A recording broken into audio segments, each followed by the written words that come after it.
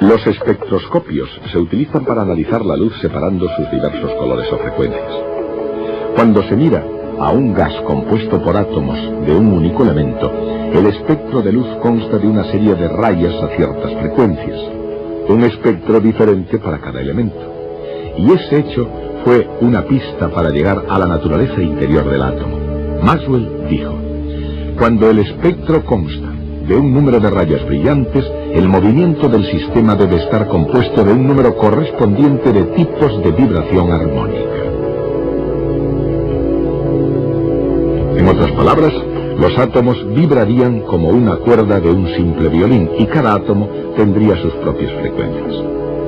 Si una molécula fuera un simple sistema mecánico vibrante, las frecuencias de las rayas brillantes en ese caso estarían relacionadas de un modo relativamente simple. El propio Maxwell no esperaba que se encontrase esa relación sencilla.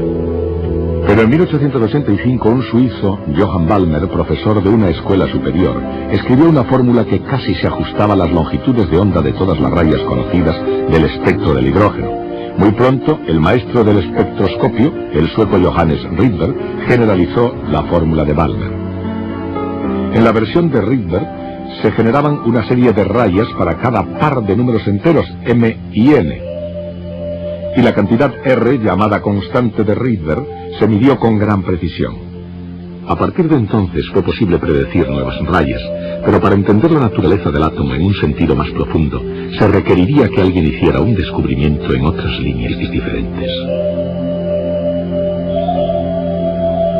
Y ese alguien fue el profesor J.J. Thomson, discípulo de Maxwell en la teoría del electromagnetismo y por propio derecho un hombre decidido a investigar la naturaleza interna del átomo y a descubrir cómo funcionaba. Más tarde, otros convertirían el tubo de rayos catódicos en pantallas de televisión y de ordenadores.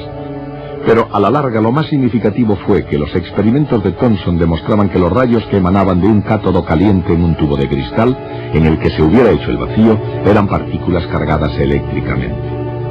Pero, más importante, esos rayos podían ser desviados por campos eléctricos y magnéticos e independientemente de la sustancia que hubiera en el tubo, se trataba siempre de las mismas partículas cargadas. Thomson vio que todos los átomos contenían las mismas partes en funcionamiento, o según sus propias palabras, corpúsculos que llegarían a ser conocidos como electrones. Con esas partes en mente elaboró un modelo que se llamó pudding de ciruelas. Y más que un refrigerio intelectual, era una explicación fundamental de los espectros de rayas de los elementos. Según la teoría del profesor Thomson, cada átomo consta de una gran esfera de carga eléctrica positiva, con suficiente cantidad de electrones negativos en el interior como para equilibrar la carga total y hacerlo neutro. Eso parecía una idea muy razonable, pero pronto fallaría en una prueba crucial. Analizamos otro nuevo método. Somos capaces de romper átomos de muy distintos modos. El barón Ernest Rutherford, galardonado con el premio Nobel y par del reino, había venido de Nueva Zelanda para estudiar física en Cambridge y había tenido la oportunidad de trabajar allí bajo la dirección del profesor Thomson. Una ley definitiva como un elemento radioactivo. Y cuando pronunciaba estas palabras, Rutherford no solo hacía tiempo que había sucedido a su mentor como director del laboratorio Cavendish, sino que además se había convertido en director del propio átomo. Ha proporcionado una mejor comprensión del átomo. Sin embargo, eso no quiere decir mucho. Incluso antes de que Rutherford comenzara sus experimentos, ya se había descubierto que los átomos se podían partir de forma natural emitiendo radioactividad en forma de rayos alfa. Así, cuando él y sus asociados hicieron pasar rayos alfa a través de finas láminas de metal, sus experimentos resultaron precisamente como se había predicho. Química nuclear, y por lo tanto...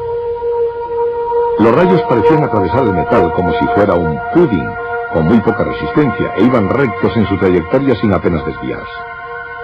Pero un buen día, en la historia de la ciencia, observaron algo inesperado.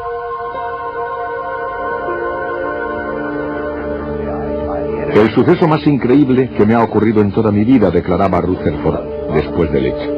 Fue algo casi tan increíble como si al disparar un proyectil de 15 pulgadas contra un papel de seda se volviera y le diera al que disparó.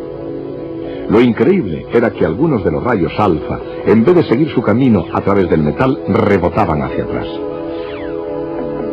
Rutherford se dio cuenta de que, contrariamente al modelo de Thomson, toda la carga positiva del átomo concentrada tendría que estar dentro de un pequeño núcleo.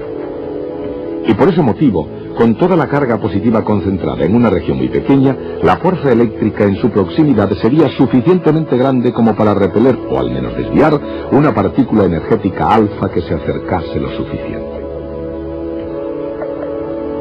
Además, si el núcleo contenía la mayor parte de la masa del átomo, repelería la ocasional partícula alfa sin retroceder demasiado.